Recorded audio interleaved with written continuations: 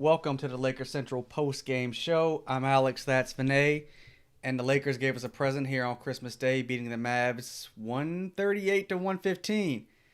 Man, oh They didn't beat man. them. They didn't beat them. They whooped them. It was They did.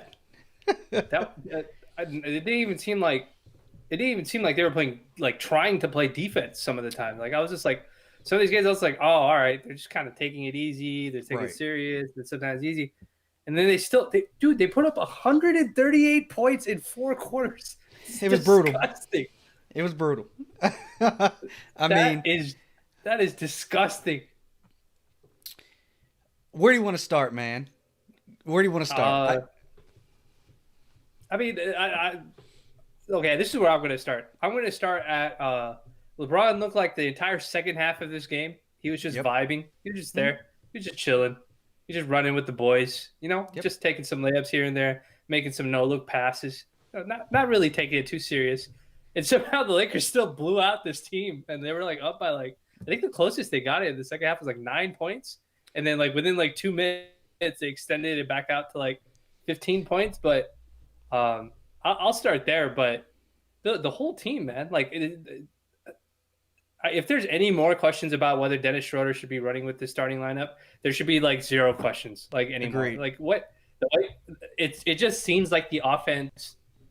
I see it show up on the timeline, but it genuinely feels like we've got like a better shooting version of Rondo or something like that on this team, because the way he's setting his teammates up, the way he's playing defense on the ball, just like the way that he's pulling up, right, coming off the screens when he does that little pull up jumper that he takes and stuff like that, all that tricky stuff that we like and we Yep. need out and scoring that we need.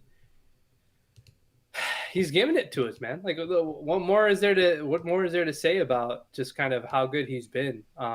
But I thought it was a great game. I thought there were some parts of the game where the Lakers really locked in defensively, and then there's some parts of the game where like the Lakers were just playing defense because they had to preserve a lead and stuff like that. So it's nuts, bro. What a game. I thought it was gonna be tight. I thought like Dallas would come in real amped, underdog and stuff like that, and they did it. The Lakers came in and said, no, we're not having any of that. We're not doing any of that. Like, and that opening quarter, they had the Gasol, and I think I tweeted about it, the Gasol to KCP to LeBron to AD alley-oop in transition. The Mhm. ball never touched the ground. When's the last time we've seen that happen? Like I in a jumped off Laker my game ever? I jumped off my couch, man. I looked at my wife and I'm like, year 18. Year 18, this Yeah, dude's getting up the court and they're doing this. yeah, man. It was a great all-around game. I wish like if I had one complaint, maybe the defense could have been a little bit more tighter, but defense is a five-man thing. They have Right. to work that out, and they're only going to get live ball reps. So it's fantastic, man. They were great. I really enjoyed it.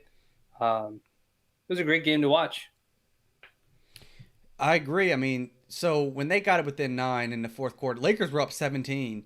Like they Yeah. came out, they hit a three, I think they had a deuce and they were up and then Mavs went on a mini run and I was like, all right, let's see how the Lakers respond to this. Yep. And from that point on, smooth sailing. The Lakers, they traded a few punches, but by and large, the Lakers just slowly extended the lead, and it got to the point where we were up 25. And I was thinking to myself, and I might have tweeted it. I certainly shared this in the group chat, but last season when LeBron would go to the bench and AD was leading the second unit, we would struggle, even with Anthony Davis on the floor. That second unit at times would struggle to maintain a Yes. lead. And in this game, that didn't happen, and that goes to show you having guys like Dennis Schroeder, guys like Montrezl Harrell on the floor. Kuzma played well. Markeith hit big shots, but having Hmm. Schroeder and Trez specifically on the floor, other guys that can get a basket, that that really that allowed LeBron to get an extended rest. And I don't think he came back in the game at the end of the fourth because some people were texting me like, "What's wrong with LeBron?" I'm just like, he's chilling. Like they don't need It's him. true. Yeah. Right. I mean, and that's a good thing when we're trying to rest these guys anyway, given how quick the offseason was. But early in the game, there was like this sequence. I think it might have been maybe three baskets in a row where LeBron and Dennis Schroeder were putting so much pressure on the rim. Like they were just getting right to the basket. And it was night and day from last year, some of the guards that we had last year. Like teams would dare Avery Bradley. They were dare even Alex Caruso. They would dare KCP. They would dare Rondo, obviously.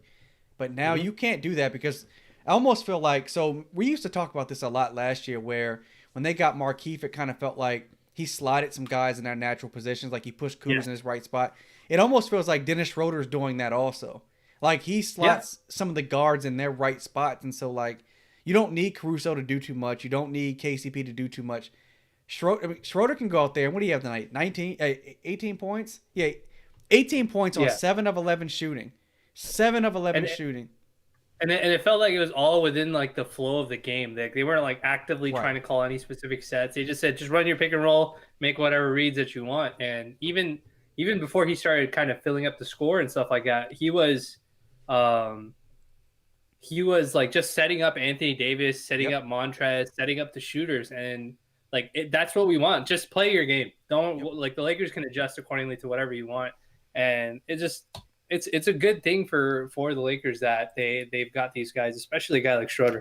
Schroeder's and it's even better that they're talking about an extension because he seems like he's a real deal, man. He's going to be great for this team. No, he's good, and Montrez too, man. Like he does a lot of dirty work, and Yeah, he was 10 for 13 tonight. He had 7 rebounds. He was a plus 15. He's one of those guys. So first and foremost, him and Schroeder both are dogs, and I love the fact that they talk trash. Like Trez talks trash when he gets it yes, going. He talks trash. He's elbowing guys around the basket. He's he's something that we didn't have last year. I don't. Do you recall the last like Laker player? Like what's the last? What's a comp for you for him from a former Lakers player for probably like a Trez? guy like Artest, probably like a guy like Artest or something Yeah. like that, like who was like outwardly very like he had Hmm. infectious energy and stuff like that Right. when he used to play basketball.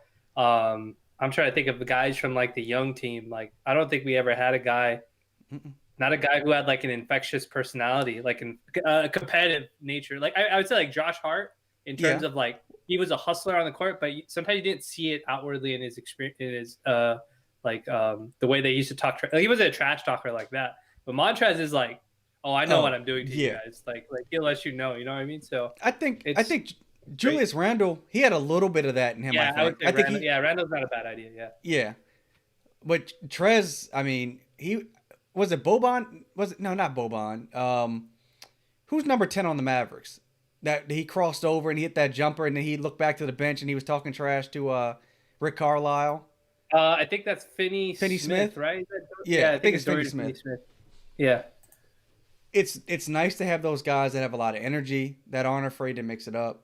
And what's even better, like in the pregame, I kind of talked about I wanted to see LeBron and Anthony Davis kind of have LeBron and Anthony Davis games. I mean, LeBron had Hmm. 22 and 10. They didn't really need him. Like he had stretches Hmm. where he was hitting some deep threes and he was getting to the basket, but then he didn't need to do a lot of heavy lifting.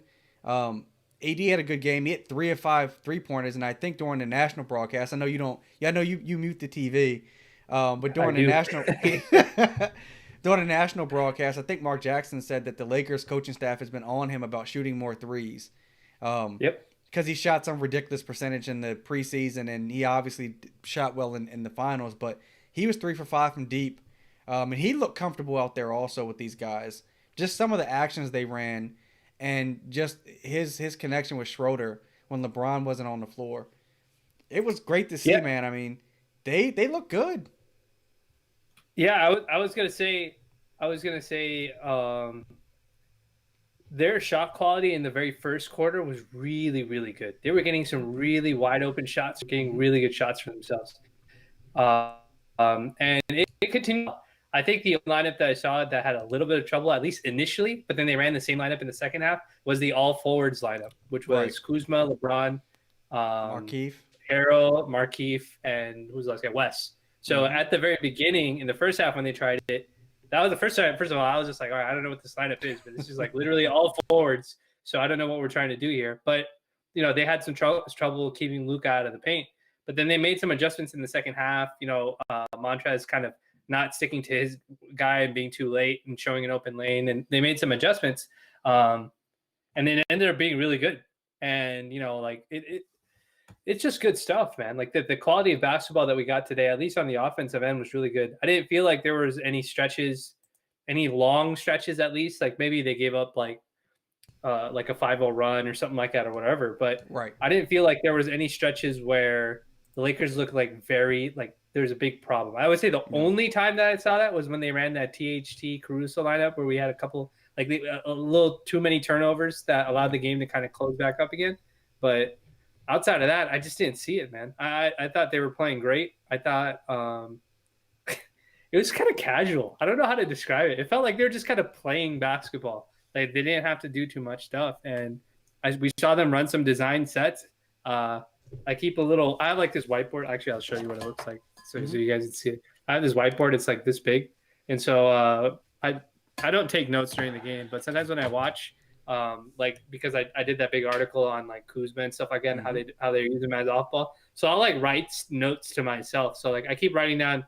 Okay, Kuzma's first 5 shots, none of them involved him dribbling the ball except for like one shot attempt. So I was just like, all right. Because sometimes I write stuff and I'll be like, this is based on what I see, but is this what the coaching staff is actually trying to do? And then I see him do it again today. You saw like the third quarter. The reason they didn't have to bring Braun back, it was because like Kuzma just kept setting up Montrez for like layup after layup after layup, and then he himself was getting a couple of shots off.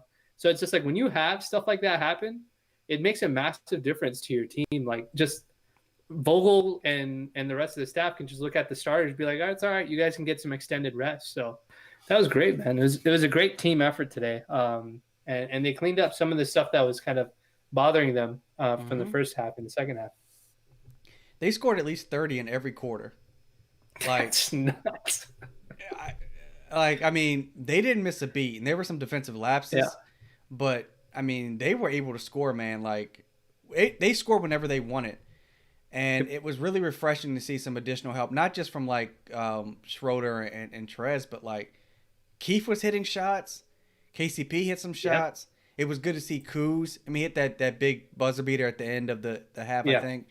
You know, obviously, and then of course you tweeted a picture of him, and then that ended up on my timeline. Thank you, by the way. But people are like, where did you find this picture? I was like, I've been posting it. Like, I do need to find something else because I think it's really like it's jarring because like if you read like Lakers Twitter, it'd be like, oh, Kuz, you idiot, Kuz, you idiot. And then all of a sudden, boom, this picture of Kuzma because he has like a nice like 10-minute stretch of basketball or something. And then people are like, well, what the hell is this? Where did this come from? But yeah, I think in the first half he was like 2 of 5. He had I think he had that cutting layup, and then he had the what's it called, the 3 that he hit, the buzzer beater. And then he finished the game 5 of 11. He had 6 rebounds, which is good because we've talked about him. If he gets more active on rebounds, he'll be better. He had 2 of those of the 6 rebounds. 2 of those were offensive, and I remember one of them being on him and Montrez got offensive rebounds on the same play, where I think Kuzma got it, and then he kicked it out, and it was a miss, and then Montrez got it, and then he ended up putting it back. And so, like that kind of energy effort from Kuzma and Montrez, like in tandem, is good stuff because that'll allow the Lakers to put pressure on the boards. And I think the reporter for Dallas, Tim McMahon, or ESPN, he posted it out. He's like, Lakers had 35-0 second chance points. That's an enormous number of second chance points. That is nuts. I need to look at some of the team stats because that's crazy. So let me bring in one of these questions from the chat, man, because I think this is a good one. Let's see. This is from Hamed Parada. And he basically asked, which team can match our bench so far? So let's assume all things are equal and every team is playing at their best. Which other team in the association do you think can match the Lakers bench? I'm trying to think off the top of my head. What are the best benches in the league right now? The Nets? I would say the Nets. I would say the Nets only if I didn't watch the Celtics kind of basically shut down their bench today. Because once they took Karras, like they kind of picked up on Karras and stuff like that, then that bench was not looking so hot.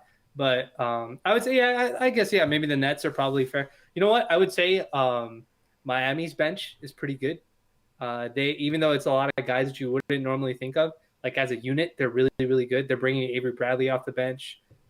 They've got Mo Harkless coming off the bench, I think, right now. And then they kind of put those kind of guys around like their shooters and Robinson and Right. Harrow and all those guys and Kendrick Nunn, and that team's actually a big problem even off the bench. I don't know. I can't really think of too many teams with really good benches off the top of my head. Certainly not any that have two sixth man of the year candidate Right. types coming off of the bench. So um, I don't know anybody off the top of my head right now, to be honest, Ahmed. So I would guess. I guess yeah, maybe He nobody. said. But So, well, let me ask you this. I think he said Miami, and yeah, I mean, yeah, I mean they certainly look good in the bubble. So they play a good team ball. Their bench might be able to mess with ours, but I don't think they're. I mean, you're right. There's just nobody that's got that kind of firepower off the bench. Or even though yeah. Schroeder's starting right now, he can certainly lead the second unit. So there's nobody nobody's got two superstars and then has two six men on their team Yeah, also. nobody has that comment. I would say like maybe the Nuggets, depending on like how Michael Porter Jr. That's plays fair. and Hmm. how some of these other guys do. But like the Clippers technically do because they'll have Zubac They've, and Lou Williams they've Lou. coming Yep. off the bench and stuff. Yeah, and they have Luke Kennard. So like in theory they all do, but we just don't know what the consistency of those bench units will be. But in terms of just sheer offensive firepower and obviously the accolades that they have, Hmm. Schroeder and Montrez seem to be, and then a former starter in Kuzma Right. it seems to be a really really good option. We know how good Caruso can be too as well, and Wes Matthews. So um, yeah, I don't know too many teams, but it's look second game in a row. We've seen our bench either preserve or extend the lead, and that's pretty Yep. awesome. That's uh, that's something that I think Lakers Twitter is going to have to get used to. It's something Lakers fans are going to have to get used to, and it's a good thing. We finally don't have to like be super stressed about our bench consistently blowing leads. And I think the defense will get better as the season goes on and this team gets better and better. We saw today that Dallas ran Dwight. They started Dwight Powell, Hmm. and when they started Dwight Powell, it allowed the Lakers to be able to use Marc Gasol. And Marc Gasol was starting those transition plays off with long outlet passes, and he Hmm. had at least I want to say at least two assists, like hockey assists that way, to some degree. So that's really really good stuff in allowing the Lakers to get out in transition faster and faster. Let me bring this question in from Bentley. And it pertains to Caruso. And he's basically asked, do we think there's anything he can do about his turnovers? He had two tonight, and he's averaging three turnovers per game. I don't really think I mean, his turnovers look ugly, but I don't. He's not having four or five turnovers a game. But I think Vogel's got him in too much of a playmaking position when he's out there right now. But what are you saying, Vinay? Yeah, so I would say that like the way I've seen Caruso kind of handle the ball has been more. He's been probing a lot. Yeah. He's very probing on the offensive end, and I don't know if that's his best skill.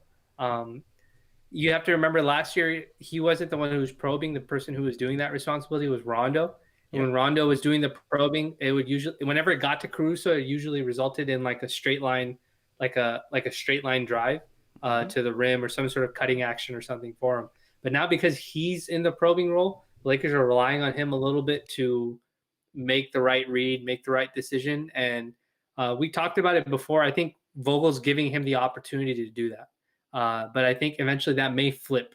They may change that process, and they may give Taylor Horton Tucker a chance to do it because he's just a little bit better Hmm. attacking the rim. He's a little bit more confident. Um, Caruso's handle's not shaky, but I mean, he does have a tendency to like kind of maybe over dribble at times and sometimes lose it. And he strikes me more as like a Josh Hardish kind of, let him play his defense, let him scrap it up. He'll get his points in Yep. transition and off of like 50-50 plays and hustle plays. And he hit two really good looking threes today, I think. Hmm. When I and a corner one and another one. Yep. So it seems like that three ball looks really good coming out of his hand. I think if the Lakers look at him and think about him in more of a Josh Hart role, like he could play spot minutes at point guard to bring the ball up the floor and stuff like that, but not as a even the Pelicans don't rely on Josh Hart to make the decisions for their Right. offense. He operates within the design of their offense. So I think the Lakers may be a little bit better off using him in that manner. And if they want to have if Vogel wants to allow somebody to probe the offense that's not LeBron or Dennis Schroeder, then I think Hmm. maybe Tucker should get that chance. I was interested to see. I was very interested to see that they've both been deployed at the same time. So Vogel's definitely deploying them at the same time. So this is the second game in a row where he hasn't really staggered them too much. He's played them at the same time. So I'm very curious to see what Vogel thinks. The speed of those two in the backcourt is very fast. Like if you turn that ball over, those Yes. two are getting down the court very quickly. So that's kind of a cool thing, a cool additional wrinkle to this Lakers offense. No, I agree. So, Bill 1293 asks, he doesn't really think it's a concern, but just the team is. Does he think? Do we think the team is too deep because so many guys need minutes? Um, what do you think, Vinay? I would say yes if LeBron wasn't 36 years old. The fact that LeBron's 36 years old, and we know that this is a condensed season in terms of the schedule, I don't think that's a problem. I also don't think LeBron minds either, because if we look at the minutes that they played, Davis was at 30 minutes and LeBron was at 31 minutes. Yep. So me and you guessed a while back that if this Lakers bench and this offense rolls the way it's supposed to, those two are not going to play more than 30 minutes a game. Mm-hmm. And I know Anthony Davis said that he wanted to win the MVP. He's going for an MVP and stuff like that. He may still get it. I mean, he had 28, 8, and 5 Mm-hmm. today. So if he's scoring, a lot of people when it comes to MVP and stuff like that, they just really look at the scoring and the best Right. record in the league when they give that sort of stuff.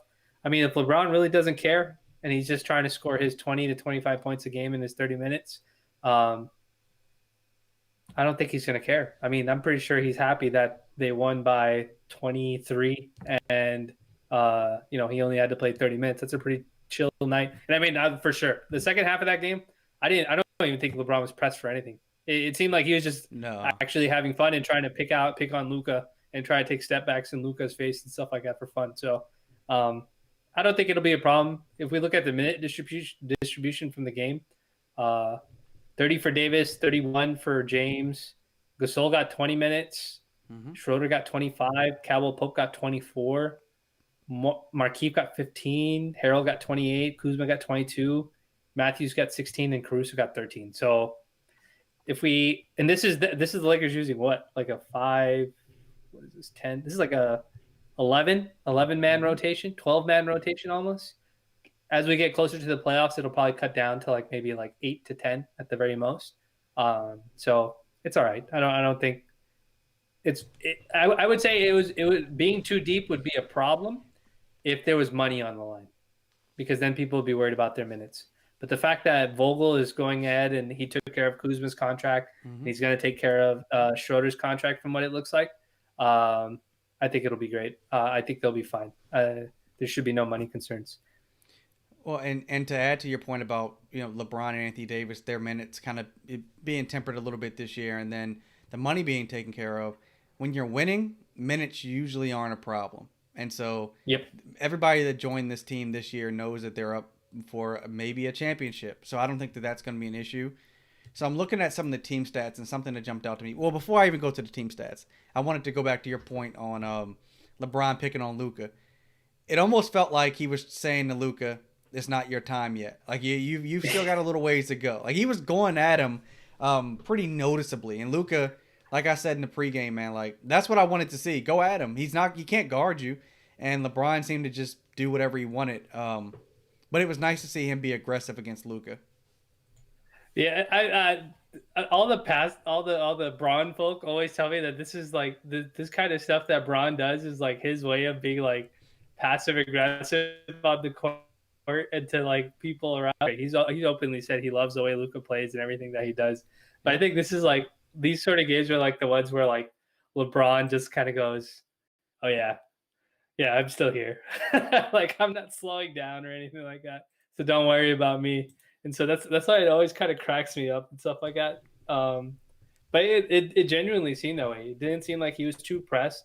It was what was cool to see. What was really nice to see was at the beginning of the game, LeBron was getting some really high quality looks at the rim. Like he was getting, they weren't necessarily straight line drives, but he was getting good driving lanes to the rim. Mm-hmm. And that was definitely a factor of Marc Gasol being the center on that team. And so it's very exciting to see that you could see what a difference it makes when LeBron is rolling early, what it does for the rest of the confidence of the team and the offense and stuff like that. So it was good stuff, man. All around, it was really great stuff to see. I agree. So the crazy part is the Lakers won by 23 points. And I'm looking at some of the team stats. They had 17 turnovers. Like imagine if that was only 9 or 10, what this lead would have Yeah. been, right? I mean, this was ridiculous. They could have played better, and Mm-hmm. that should be really really scary for everybody involved. Not only Yeah. could they have played better, but obviously Anthony Davis and LeBron, if they play 38 or 40 minutes and they're clicking, that's worse for the rest of the league. So, I mean, in game 2, turnovers was obviously an issue, but was there anything else that you see they should start working on as the season progresses? No, I think so. The only thing that I thought that was something that they fixed in the second half, but it's something um, that they need to address.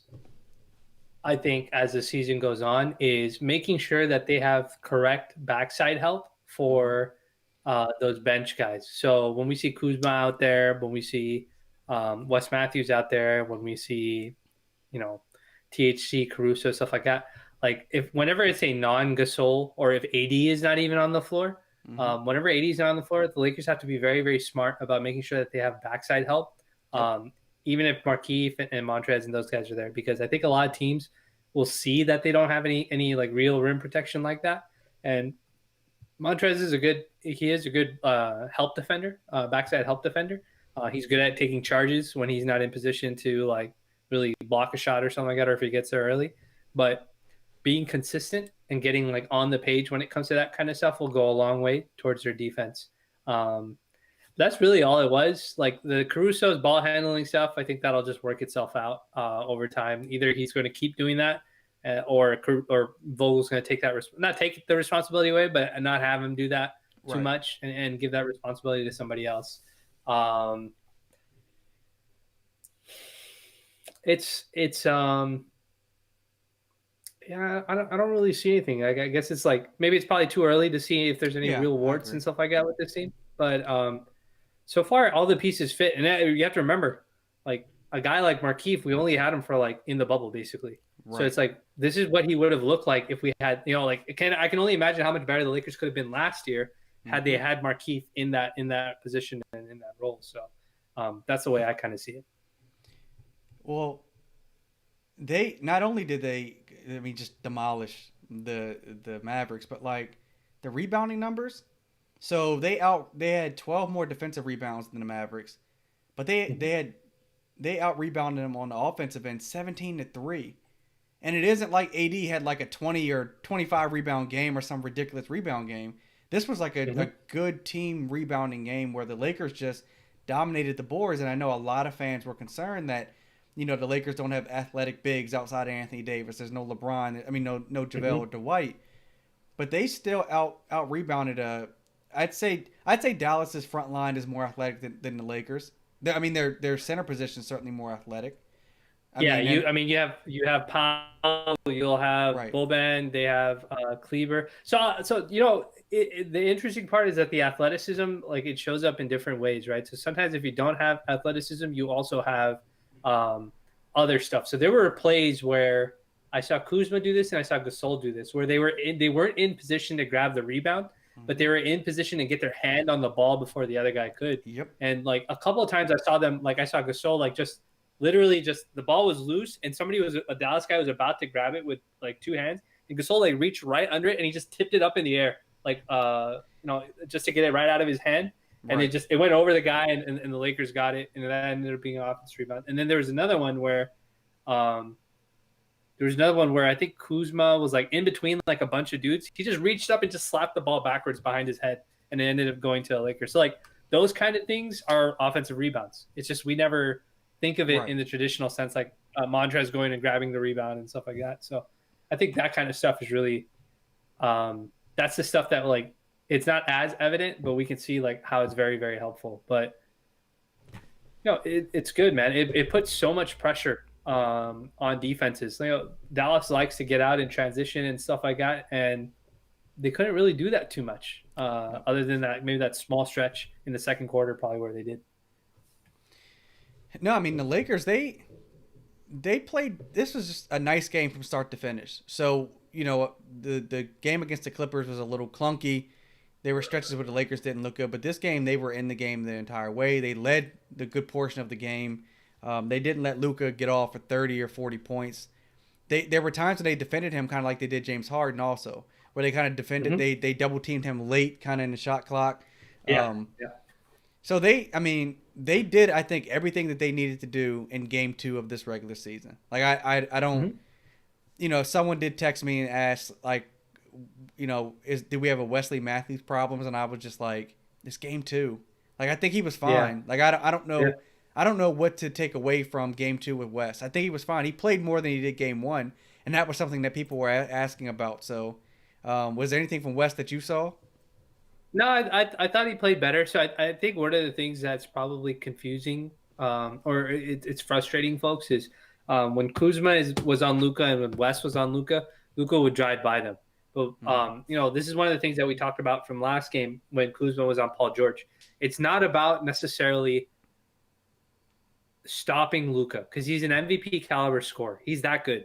Okay, right. So you're not going to stop him. And no, Wes Matthews for the 90, despite being a 99th percentile isolation guy, he's not going to stop a guy who's like a world-class scorer. But it's taking away what he likes to do, taking away at least one thing of what he likes to do. So when you see Kuzma press up sometimes, or when you see Wes press up sometimes, you have to look and see what they're trying to take away. And so in that first half, Luka attempted, I think, almost like either one or no step back threes. And if there's one thing that we know that he likes doing, he likes that left-hand side step back three that he loves to take. Lakers wanted him to come into the interior. You have to expend more energy. You have to find your teammates, and you have to. And if there's a backside help guy, then you got to finish over multiple guys, or at least a big guy, and expend more energy. And a couple of times when he did that, he would throw the corner to the left. He'd like to throw a pass to the left corner three. That's his favorite direction to throw the ball in. Lakers got 2 deflections. Anthony Davis almost got a third, but he kind of fell asleep and he didn't realize the ball went like right by his face. And he didn't realize it. And then the fourth one, Anthony Davis actually picked off. So it's just like you're forcing him to do the things that we want you to do. We're not going to allow Luka to dictate the offense, dictate our defense. We're gonna make Luka do the things that we want him to do, that so we can keep him in a controlled, environment, or make him make the decisions that we want to make. And there's tape on that. When Luka drives a certain way and there's somebody in front of him, this is what he does. He looks for the left corner three, or bodies you up and then tries to take a floater or something like that. So those are things that are under the Lakers' control that they did well last year that they're trying to do this year. And I think when we see Wes and when we see Wes and we see what's it called, Kuzma, and we go, oh God, there's no way that we're going to be able to stop. I get it. But this is not the same way that we're going to play defense the next time we see them, or even if we see them in the playoffs. This is just the way that we're playing because it's the regular season, and we need to get our reps up as a team. And so that's the way I kind of treat it. If this ends up still being a problem, like all the way until what's it called, a problem like in game 60, then or not game 60, but like at least halfway through the season, right. Then I'll be concerned. But even then, I don't know, man, because it's pretty clear that these guys are intent on making sure that they stay healthy and get serious for the playoffs. I'm just happy we got a win on Christmas Day. Like, we're fortunate that, you and I, we talk quite a bit and we've got really good lives. And so obviously a Lakers win, if they lose, it won't be the worst thing for us, but I'm really glad that they pulled this thing out. Like, we have a ton of fans on the timeline, and Lakers Twitter loves to get up for these kind of games. I had someone message me and said, now all we need is the Clippers to lose tonight, because I think they're playing right now. So I'm sure if the Clippers take an L tonight, that will get Lakers Twitter in a rise. But I don't even think it's a Lakers Twitter thing. I think all of Twitter just likes to make fun of the Clippers because they were early favorites. There was we already know there was a big media machine behind them last season. So it is what it is. No, I agree. So I don't think we'll stay on too much longer than this, guys, because it's Christmas night and we're gonna get back with our families. But I did want to post this comment. This was from Bentley Vinay. I don't know if you could see it in the comment section, but I'm gonna post it. Um, he just said he didn't have any more questions, but he wanted to say to me and you that he hoped we had a great Christmas and hopes the show grows and gets bigger and we do a great job and we're consistent. So we are on here quite a bit, man. So thank you, Bentley. We will do this as often as we can. And we hope it Yeah, man. grows. Yeah, of course. And I would say that like a lot of this isn't really possible without the folks who join us in the live chat and a lot of the recurring names that we see here from time to Mm-hmm. time and stuff like that. So, I hope that everybody is, whether you see this now live or you end up seeing it later, like I hope everybody's just, it's been a very long year, and Mm-hmm. things won't change, even though the year will change when it's, after New Year's and stuff like that. We'll still be in a pandemic. We won't be able to attend basketball games in public and stuff like that, and be able to do a lot of public things that we want to do. But I hope everybody's just kind of staying in good spirits, and that Christmas time and holiday season has hopefully brought some good spirits, and family time for folks, and that they're staying healthy and happy. I couldn't have said it better. The Lakers played the Timberwolves on Sunday, I believe, and let me see if I can pull up the time. 7 p.m. Pacific, 10 p.m. Eastern time. So we'll be back with you guys probably for a pregame and more than likely for a postgame as well. So we'll catch up with you guys. You can check me out on the timeline. You can check out Vinay at VKellum, me at Alex Holling, or check out at Lakers Central 365. So thank you guys for watching, and we'll check you out next time. So you've been watching or listening to Lakers Central.